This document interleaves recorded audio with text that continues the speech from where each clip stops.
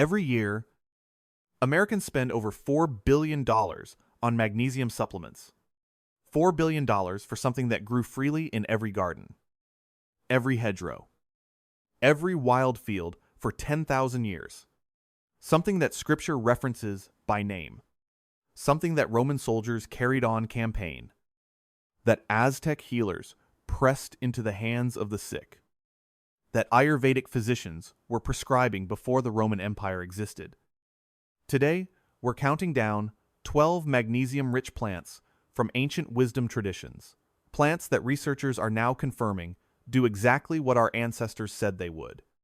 And we're going to tell you not just which plants, but how to prepare them in ways that actually preserve the compounds that make them worth eating. Stay with me to number 1, because it is the one plant most people in their 50s and 60s already have somewhere in their kitchen right now, and have probably never thought of as medicine. Most people walk right past it.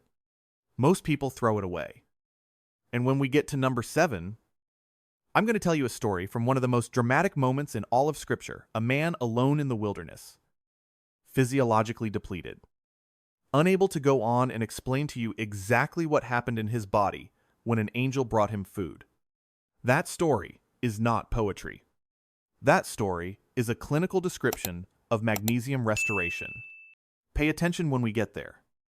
But first, let's understand why this mineral matters so much after 60. Because the deficiency isn't random. It's structural. And knowing why it happens is the first step toward doing something about it. Number 12. Quinoa. The rebuilding food of mountain civilizations. The Inca called quinoa chicia mama the mother grain. They weren't calling it that because it tasted pleasant. They were calling it that because they observed, over centuries of careful empirical agriculture, that people given quinoa after illness, after childbirth, after injury, recovered faster. The rebuilding happened more completely. The Inca stored quinoa alongside gold in the great storehouses of Cusco. When the Spanish arrived and recognized that this sacred crop was central to Andean identity and physical resilience, they did what colonial powers often did: they suppressed it. Growing quinoa became an act of cultural resistance. The crop survived anyway, hidden in remote highland communities, precisely because the people who grew it understood what it was. Here is what the science now tells us quinoa is doing at the molecular level. A half cup of cooked quinoa delivers approximately 60 milligrams of magnesium, and that magnesium arrives alongside a complete amino acid profile. All 9 essential amino acids in a plant food. That combination matters because magnesium is directly involved in protein synthesis. It acts as a cofactor in the enzymatic reactions that assemble amino acids into the proteins your body needs for tissue repair, muscular maintenance, and immune function. When your body is rebuilding after illness or surgery, the simultaneous availability of magnesium and complete protein creates what researchers describe as a synergistic effect, each enhancing the absorption and utilization of the other.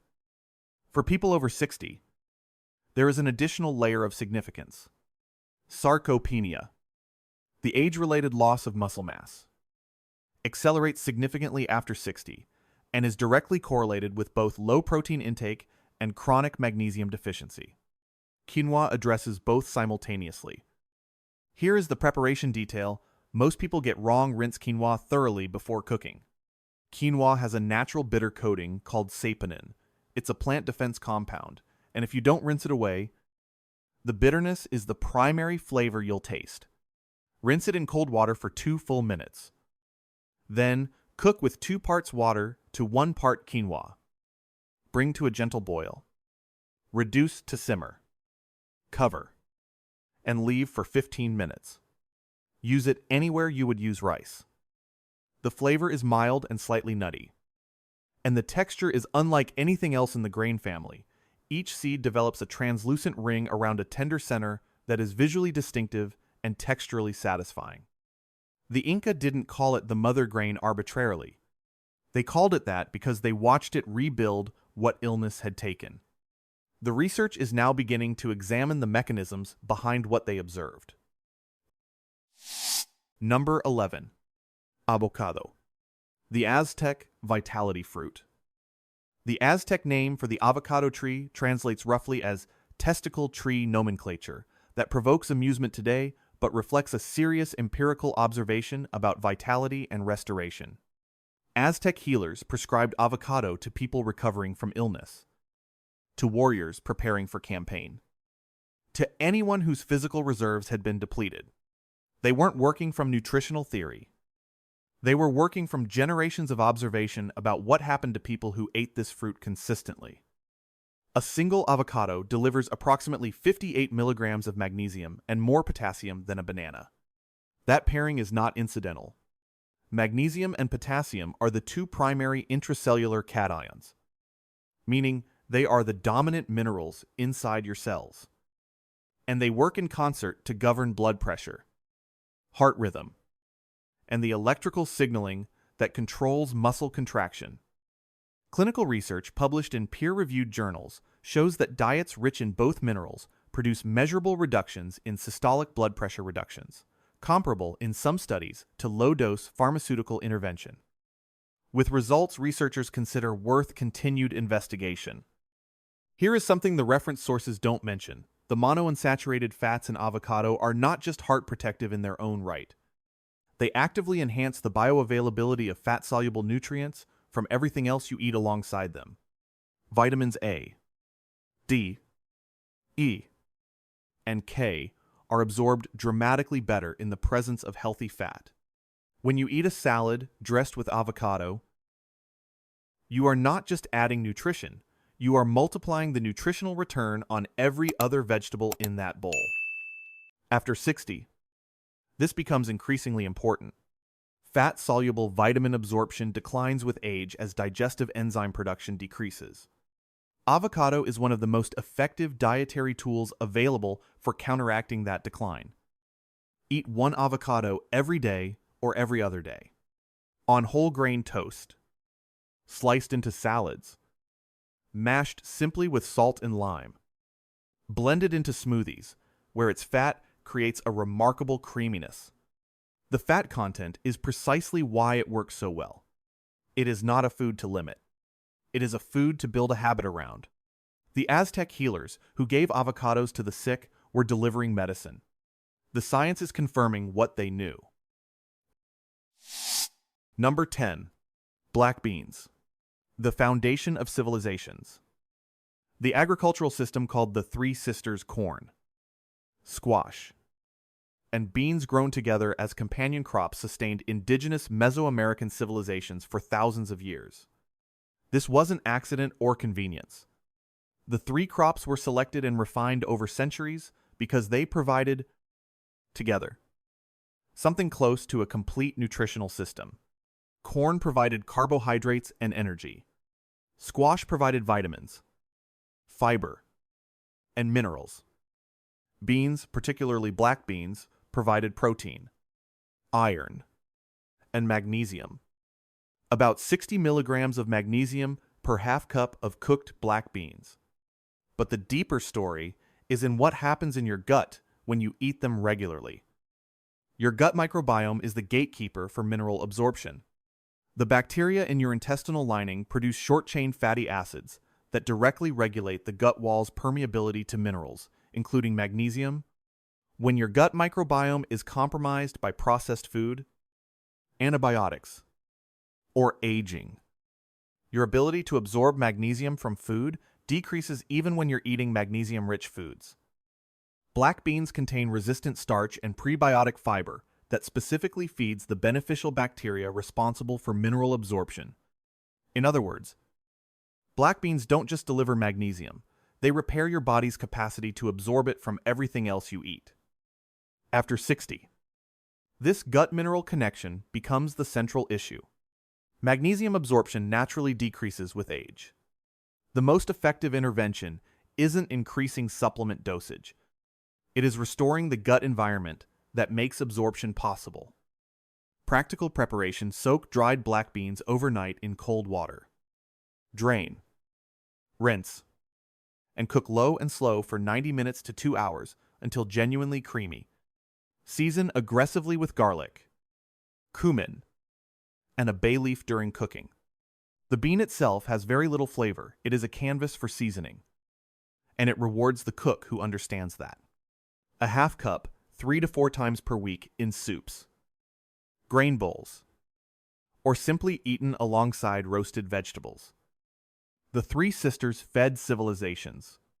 Black beans were the mineral anchor of that system, and they are one of the most affordable, accessible, most powerful magnesium sources on this entire list. Number 9. Almonds, the sacred nut of ancient medicine. The almond appears in the Book of Numbers when God commands Moses to place an almond staff in the Ark of the Covenant as a sign of divine selection. It appears in Genesis as a gift from Jacob to the Egyptian Pharaoh. It appears in Exodus in the description of the golden lampstand, whose cups were shaped like almond blossoms. The almond wasn't incidental to the biblical world. It was sacred. It was ceremonial.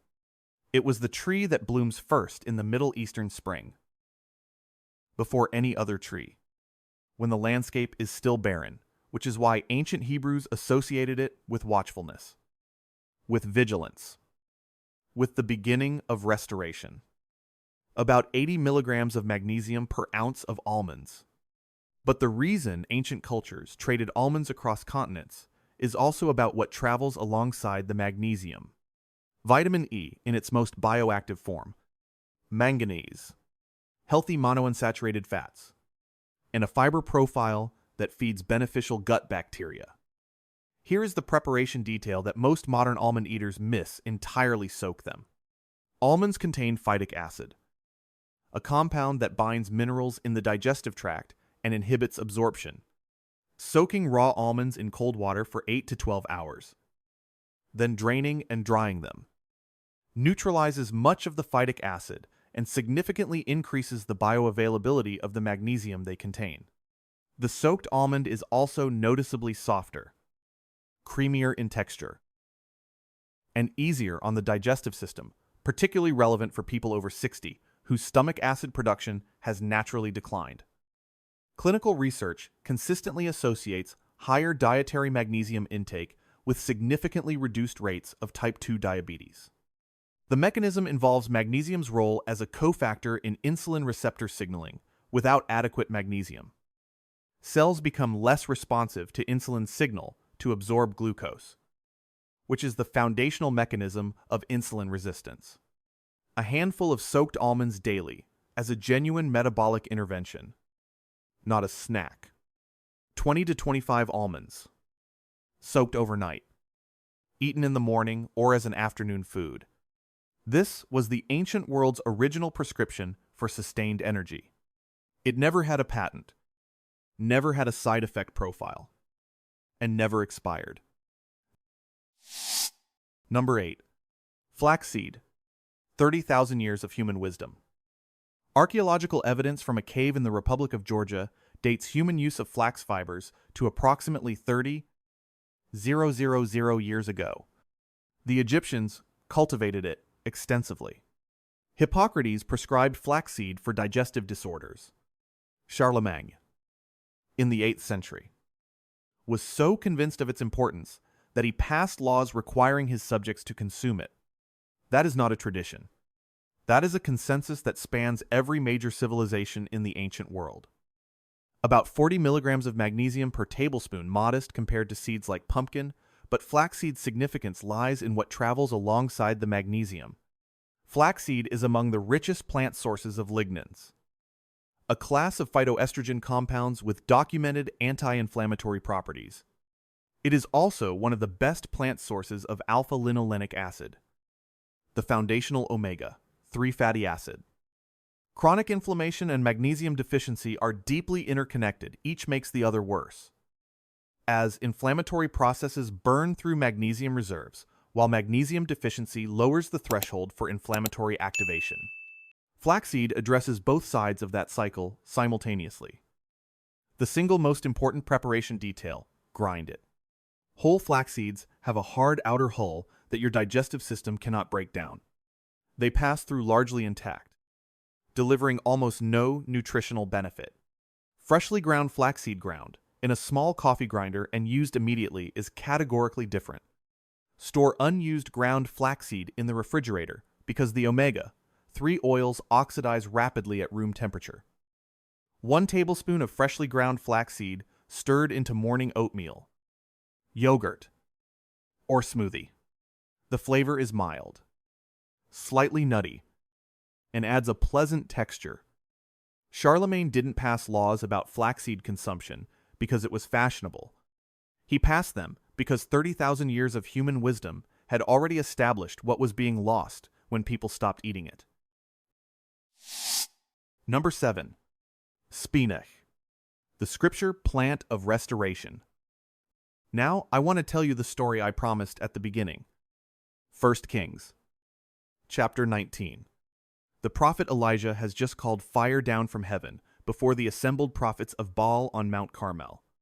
It is one of the most dramatic moments in all of Scripture. And immediately afterward, the Queen Jezebel sends a messenger threatening his life. And Elijah, this man who moments ago stood before thousands without flinching, collapses. He flees into the wilderness. He walks a full day into the desert alone. He sits under a juniper tree and asks God to let him die. The text says he lay down and slept. And then an angel touches him. Twice. And both times, the angel gives him the same thing: food and water. The scripture is specific. A cake baked on coals. Water. And then the angel says, "Arise and eat, for the journey is too great for you." Modern readers treat this as a miraculous moment of divine comfort. And it is. But it is also a precise clinical description of what happens when a person in acute physiological depletion, stress hormones flooding the system. Muscle glycogen depleted. Electrolytes drained through hours of hyperactivation, is given mineral-dense food and hydration. Elijah's collapse was not weakness of faith. It was hypomagnesemia and potassium depletion following extreme physiological stress. The research on stress and magnesium is unambiguous. Stress hormones, particularly cortisol and adrenaline, dramatically accelerate magnesium excretion through the kidneys. A single intense stress event can deplete magnesium reserves that take days to rebuild. Elijah had just endured one of the most intense stress events imaginable. And the angel gave him food, and he got up and traveled 40 days on the strength of that meal. That is not poetry. That is a description of cellular restoration. Spinach was not known in ancient Israel by that name. But the dark leafy greens of the biblical landscape, including the wild mustard greens and garden plants, referenced across both testaments, carried exactly the mineral profile that modern nutritional science associates with stress recovery and restoration. Half a cup of cooked spinach delivers approximately 78 milligrams of magnesium. Cooking is essential, not optional. Raw spinach contains oxalic acid, a compound that binds to magnesium in the gut and inhibits absorption. Brief cooking, 2 to 3 minutes of sautéing in olive oil with garlic, breaks down the oxalic acid and concentrates the magnesium in a smaller, more digestible volume. The olive oil matters too. It enhances the absorption of fat-soluble vitamins A and K that travel alongside the magnesium in spinach. If you are going through a stressful season, and after 60, many people are, caregiving, health challenges, loss, major transitions, your magnesium requirements increase precisely when your diet may be the last thing on your mind. A simple bowl of sautéed spinach is not a minor dietary choice. It is a direct intervention in the stress mineral depletion cycle that the angel understood long before we had the biochemistry to explain it. If this kind of ancient knowledge resonates with you, the recognition that Scripture was describing real physiology, that traditional food wisdom was encoding genuine medicine, hit that like button and subscribe, because what's coming in the next few entries goes even deeper into the connection between ancient preparation knowledge and modern science. Number 6. Swiss chard, the warrior's vegetable. Roman field commanders on campaign understood something that took nutritional science 2,000 years to confirm. Soldiers who ate Swiss chard performed better, marched farther, recovered faster. The Romans didn't have the vocabulary of magnesium and betaine and homocysteine. They had the empirical observation that this particular green, dried and carried on campaign, translated directly into physical capability. About 75 milligrams of magnesium per half cup of cooked Swiss chard, nearly identical to spinach. But with a compound, spinach doesn't have in significant quantities betaine. Betaine is a methyl donor. It participates in a biochemical pathway that converts homocysteine, a potentially toxic amino acid derivative, into methionine, a beneficial amino acid. Elevated homocysteine is associated with accelerated cardiovascular disease, cognitive decline, and bone loss. After 60, homocysteine management becomes clinically significant. Swiss chard's betaine content makes it one of the few vegetables with a specific mechanism for addressing homocysteine levels directly. Here is the preparation knowledge that separates good chard from extraordinary chard use: the stems. Most recipes discard the red and yellow stems and use only the leaves. This is a mistake. The stems contain most of the betaine. Cut them finely and sauté them first. They need 2 to 3 minutes more than the leaves to soften. Then add the torn leaves and let them wilt. Finish with a tablespoon of good olive oil, a clove of garlic, and a small squeeze of lemon. The lemon's citric acid slightly enhances mineral absorption from the leaves. The Romans were right to carry it. It deserves to be on your table with the same regularity and respect. Number 5. Purslane, the weed that was always medicine.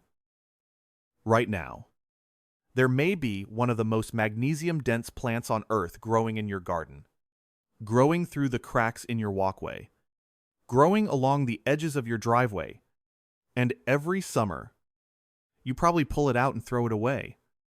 Purslane portulaca oleracea is what most gardeners classify as a nuisance weed. It grows in mats close to the ground. It has small, rounded, succulent leaves and reddish stems. And it grows with cheerful determination in disturbed soil everywhere in the temperate world. Hippocrates prescribed it. Mahatma Gandhi listed it among his preferred foods. Dioscorides, the Greek physician who wrote the foundational herbal pharmacopoeia of the ancient world, recommended it specifically for inflammatory conditions. Traditional Mexican herbalism uses it for blood sugar regulation. Rural Greek cuisine has included it in salads for 3,000 years. These are not connected traditions.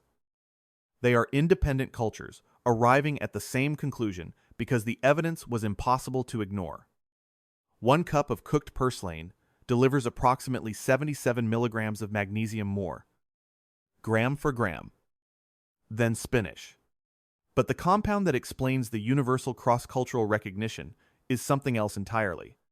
Purslane is one of the only plant sources of EPA and DHA omega, 3 fatty acids, the same long-chain omega-3s found in fatty fish, not just the precursor form found in flaxseed. Most plant omega-3 sources contain ALA, which the human body must convert to EPA and DHA at a conversion rate of roughly 5 to 10%. Purslane skips that conversion. It delivers EPA and DHA directly, in concentrations that are nutritionally meaningful.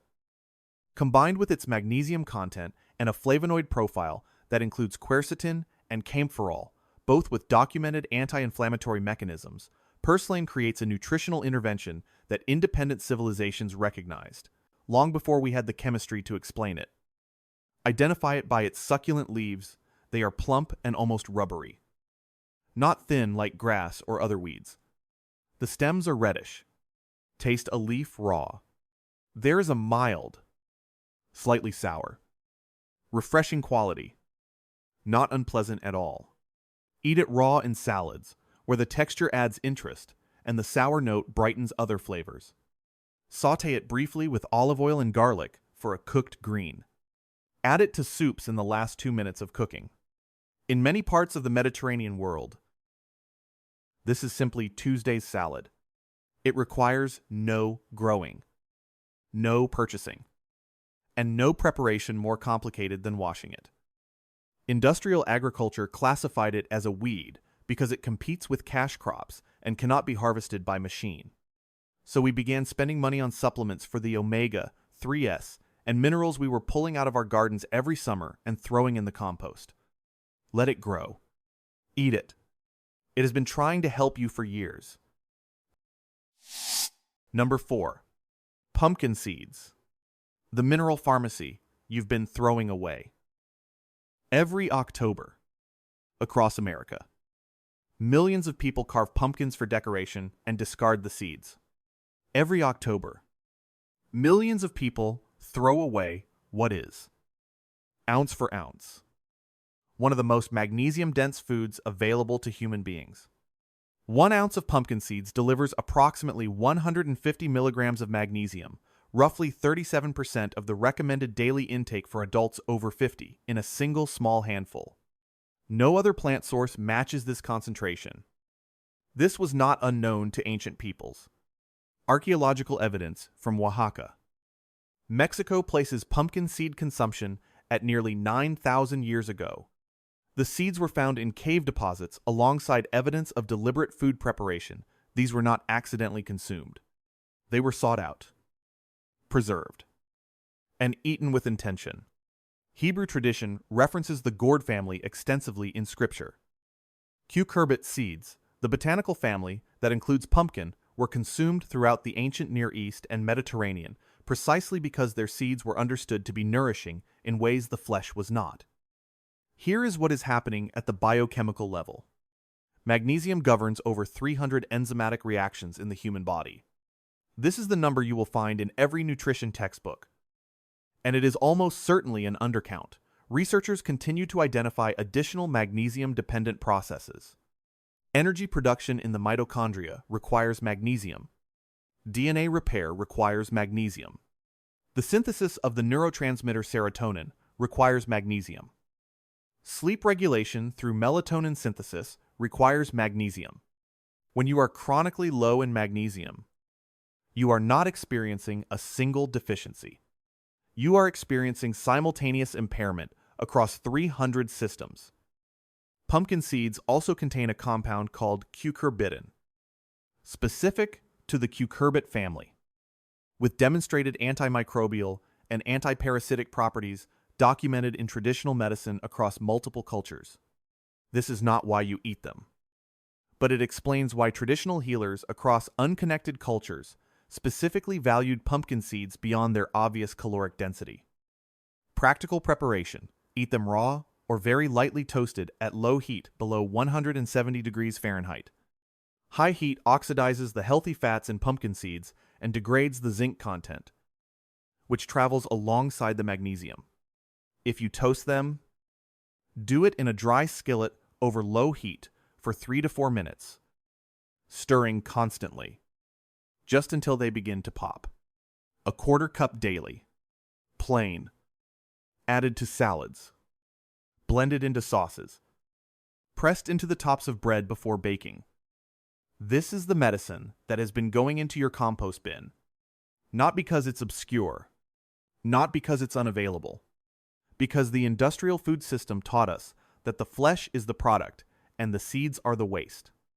Your ancestors knew better. Number 3. Acorn squash. The winter medicine of indigenous America. The Haudenosaunee, the Iroquois Confederacy, called squash one of the 3 sisters alongside corn and beans, and treated all 3 crops with the reverence owed to a sacred gift. But winter squashes, specifically, held a particular place in the agricultural theology of indigenous North America. They were survival food, stored in root cellars through bitter northern winters. They sustained families through months when no fresh plant food was available. They were the link between the last harvest and the first spring. 1 cup of cooked mashed acorn squash delivers approximately 64 milligrams of magnesium, more than spinach, more than Swiss chard, more than almost anything in the produce section that people don't routinely reach for. And yet it sits in grocery stores through autumn, largely ignored by anyone who didn't grow up knowing what to do with it. Here is the compound profile that explains why indigenous cultures treated winter squash as medicine rather than just food. The magnesium arrives alongside substantial beta-carotene, vitamin C, and potassium in exactly the mineral combination associated with cardiovascular protection. Beta-carotene, the precursor to vitamin A, requires fat for absorption, which is why the traditional preparation of roasting squash with a small amount of fat is not culinary preference. It is nutritional wisdom. The fat enables the absorption of the fat-soluble vitamins that would otherwise pass through the system unused. There is also an important compound in winter squash, skin, and seeds that most people discard: cucurbitacin, a bitter triterpenoid with documented anti-inflammatory properties. After 60, chronic low-grade inflammation is one of the primary drivers of everything from joint pain to cognitive decline. Every food that addresses inflammation is working against the fundamental biological process that accelerates aging. Preparation: cut the squash in half along its length. Scoop out the seeds, set them aside, and toast them separately. Because yes, acorn squash seeds are also edible and nutritious. Brush the cut surfaces with olive oil. Season with salt and a small amount of cinnamon. And roast cut side down on a baking sheet at 400 degrees Fahrenheit for 40 to 45 minutes. The flesh becomes tender, slightly caramelized, and sweet in a way that needs no embellishment. Eat it directly from the skin with a spoon. The Haudenosaunee were right to call it sacred. It sustained people through winters. It can sustain you through whatever season you're in now. Number 2. Amaranth, the banned plant that refused to disappear. When Hernán Cortés arrived in Tenochtitlan in 1519, he encountered something that alarmed him far more than Aztec military power. He encountered a civilization that had organized its spiritual life, its ritual calendar, and its physical strength around a single plant: amaranth. The Aztec mixed amaranth grain with honey to make ritual figures. It was present at every major ceremony. It was understood to be the source of the physical endurance that made the Aztec warrior formidable. Cortés banned it.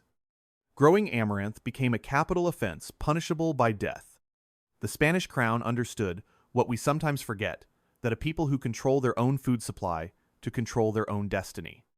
Destroying the food destroyed the cultural coherence. The ban failed. Amaranth survived.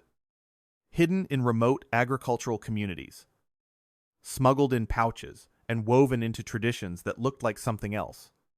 It grew as an ornamental in gardens across the Americas. The plant sold today as Love Lies Bleeding is amaranth. It grows as a roadside volunteer in warm climates everywhere. The empire that tried to erase it is long gone. Amaranth is still here.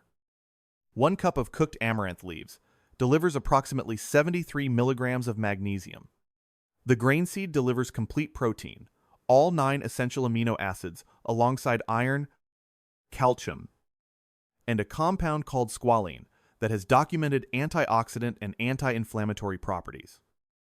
And that is found in significant concentrations in amaranth oil at levels that researchers consider worth continued investigation. Here is something the reference source doesn't mention.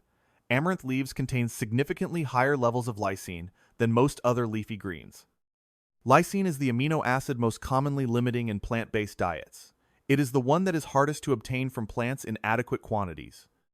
Amaranth leaves are one of the rare leafy greens that address this gap directly, making amaranth not just a magnesium source, but a genuine complete nutrition intervention for people eating primarily plant-based diets. Young amaranth leaves, harvested when the plant is less than 18 inches tall, are mild in flavor and sauté exactly like spinach. Older leaves develop a slightly earthier, more complex flavor that works beautifully in soups. The grain. Cooked as a porridge, with twice its volume of water for 20 minutes. Has a slightly sticky texture and a pleasant, faintly peppery taste. Find it growing near you. It is likely already there. Unrecognized. Waiting to be remembered for what it is. Number 1. The potato skin. The medicine you have been peeling away. Here is the one you have had in your kitchen for years. The one most people have eaten hundreds of times and never thought of as medicine. The one that, if you have been preparing it the way most Americans do, you have been systematically removing the most important part. A medium potato with its skin contains approximately 48 milligrams of magnesium. Approximately 30% of that magnesium is in the skin. Peel the potato, and you have just thrown away nearly a third of the medicine. This is not the only thing you remove when you peel a potato. The skin contains the majority of the fiber, a significant portion of the B vitamins, the antioxidant chlorogenic acid, which has demonstrated blood sugar regulating properties in clinical research, and the resistant starch content, which increases further when a cooked potato is cooled before eating, is concentrated primarily in the outer layers. The Inca Empire, which developed hundreds of distinct potato varieties over 3,000 years of deliberate agricultural breeding, did not peel their potatoes. The chuño freeze-dried potato preserved through the cold Andean nights at altitude was made from whole potatoes, skin intact, because the Inca understood that the whole was the medicine, not just the flesh. Traditional European peasant cuisine, the cuisine of people who ate potatoes every day out of economic necessity and survived on them through famines, did not peel potatoes for everyday eating. Peeling was a refinement introduced by wealthy households who could afford to be wasteful and who associated the removal of the skin with sophistication. Industrial food culture absorbed that association and passed it down as nutritional doctrine. Here is the preparation that restores the potato to what it actually is. Wash it thoroughly, scrub it under cold water with a brush. Boil it whole, in the skin, until just tender. Or roast it whole at 400 degrees. Unpeeled, with a small drizzle of olive oil and coarse salt on the skin, for 45 to 50 minutes until the skin is crisp and the flesh is soft. Eat the skin. Always eat the skin. There is one additional preparation detail. With striking research implications, cool the cooked potato before eating it. Cooling a cooked potato converts some of its digestible starch into resistant starch, a form that resists digestion in the small intestine, passes to the colon, and feeds the beneficial bacteria responsible for mineral absorption, immune function, and short-chain fatty acid production. Traditional cold potato dishes. Potato salad. Cold boiled potatoes, eaten with morning eggs, were not just practical leftovers. They were gut medicine. This is the plant you have probably had on your counter right now. This is the food you have been eating, partially, for years. The medicine has been there the whole time. You have simply been peeling it away. A final word on what processing takes away. There is a thread running through every plant on this list, and it deserves to be named directly before we close. Every single one of these plants, the pumpkin seed, the amaranth leaf, the potato skin, the purslane growing in your garden, is at its most medicinally complete when it is least processed, when it is whole, when it is minimally cooked, when it has not been refined, extracted, isolated, concentrated into a product, or stripped of its cofactors. Magnesium supplements are a multi-billion-dollar industry. Most magnesium supplements deliver the mineral in isolation, separated from the fiber that feeds the gut bacteria that make absorption possible, separated from the companion minerals that enable cellular uptake, separated from the plant compounds that reduce the inflammatory burden that depletes magnesium in the first place. Research on magnesium supplementation shows wide variation in outcomes, and part of that variation appears to come from the absence of exactly the cofactors that whole plant food delivers automatically. The ancient world did not have magnesium supplements. They had dinners. They had gardens. They had hedgerows. They had root cellars full of winter squash and clay pots full of dried black beans and habits of eating pumpkin seeds through the cold months, because that is what had worked for generations before them. The supplement industry did not invent magnesium. It figured out how to sell back to you in an isolated and incomplete form, or something that was growing freely in your garden or sitting in your kitchen this entire time. Every time you leave the skin on your potato, you are recovering something. Every time you saute a handful of spinach instead of opening a pill bottle, you are recovering something. Every time you let the purslane grow instead of pulling it, you are recovering something that was never really gone, just forgotten. Briefly, under about 100 years of industrial food culture that had very strong financial reasons for you to keep forgetting, these plants have been waiting. They were waiting when the Aztec banned Amaranth. They were waiting when the Spanish suppressed quinoa and chia. They are waiting right now in your garden, your grocery store, your kitchen. The question is simply, will you remember what they are? Drop a comment below and tell me which one surprised you most. Was it the potato skin you've been throwing away for decades? The purslane growing in your garden? The amaranth that survived a colonial empire's attempt to erase it? I genuinely want to know. If this gave you something real today, share it with someone who needs to hear it. A friend managing blood sugar. A family member dealing with muscle cramps. Anyone over 60 who's been told their only option is another prescription. And subscribe if you haven't already. We're here every week, recovering what was always ours.